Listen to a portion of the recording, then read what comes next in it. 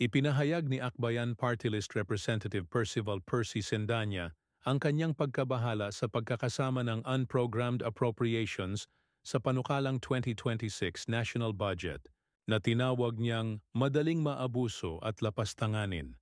Sa isang panayam, sinabi ni Sendanya na dapat nang alisin ang pondo dahil ito'y parang anak na humihingi ng pera sa magulang nang walang paliwanag.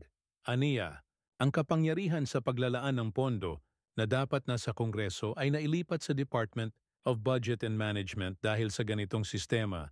Pinatikos din niya ang paglalagay ng foreign assisted projects sa ilalim ng unprogrammed funds, gayong ito ay may malinaw na loan agreements at time frames. Ayon kay Sendanya, may 238 billion on program funds na nakatakdang aprubahan at babala niya, ito ay maaring pagmulan ng katiwalian.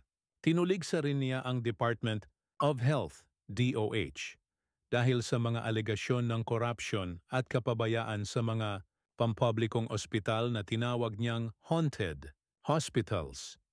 Inihalintulad pa ni Sendanya ang pagkalat ng korupsyon mula sa mga flood control project hanggang sa mga health program bilang kleptospirosis